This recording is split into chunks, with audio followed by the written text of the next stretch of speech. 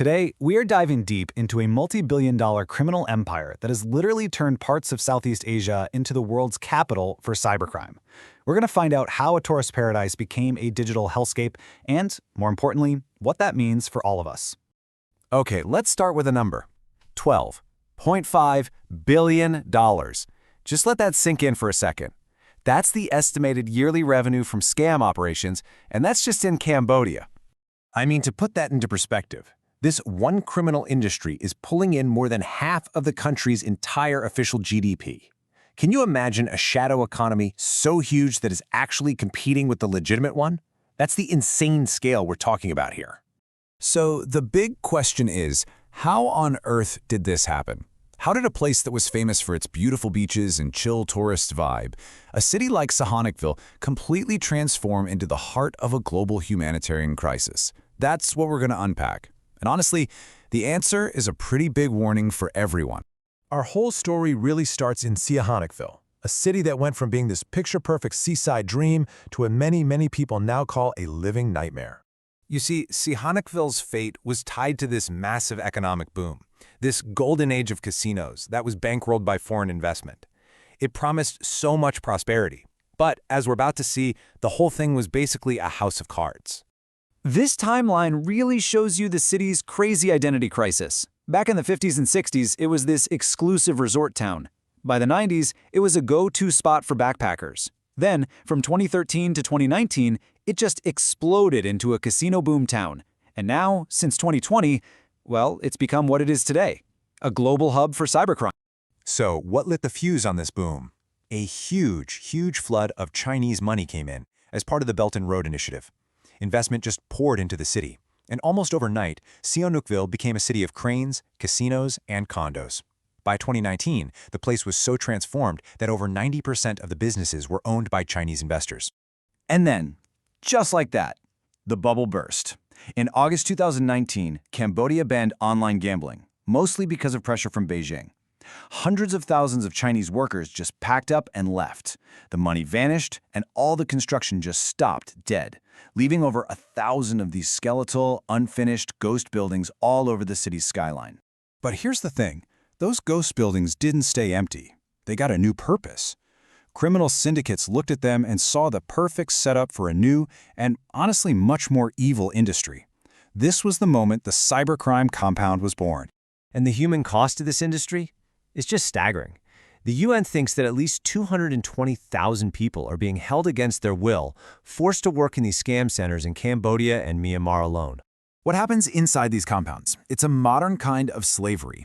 People are lured in with these fake job ads for high-paying tech jobs. But as soon as they get there, their passports are taken, and they're forced to work 12-hour shifts scamming people online.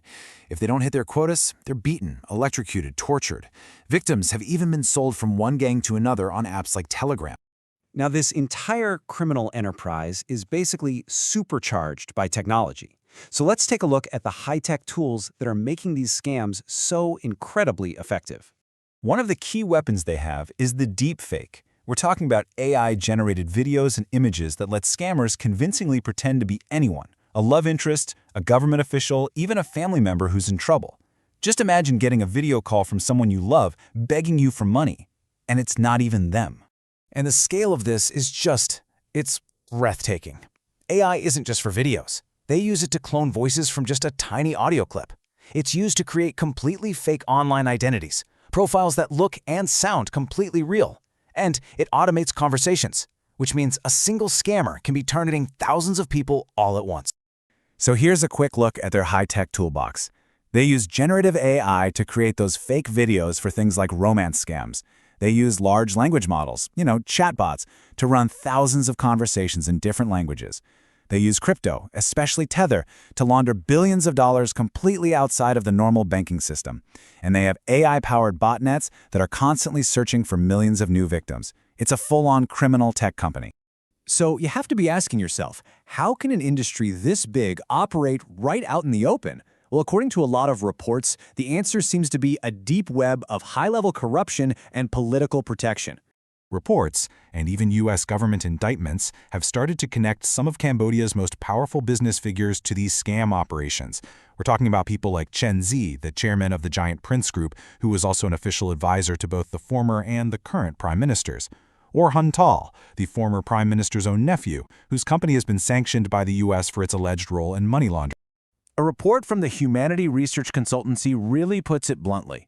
Based on their interviews, the feeling on the ground isn't just that the state is looking the other way. The perception is that the involvement goes way beyond passive tolerance, which, suggests active help.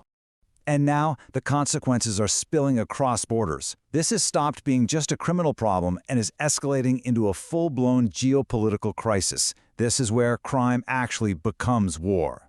And I'm not being metaphorical here. In late 2025, the frustration over these cross-border scam operations just boiled over. The whole situation between Thailand and Cambodia escalated into actual military conflict. The fallout from that was enormous. The Thai military launched airstrikes and fired artillery at casino compounds they said were being used as scam centers. Over 500,000 people were displaced by the fighting. And what happened? As the pressure grew, the syndicates just started to move. It's called the migration of crime. They're setting up new shops in places like Myanmar, and now they're even expanding into Africa and Central America, always staying one step ahead. And that leaves us with this final and really troubling question. We are looking at criminal networks that are more technologically advanced, more agile, and in some cases richer and more powerful than the countries they operate in. So when transnational crime gets to that level, how is the world supposed to stop it?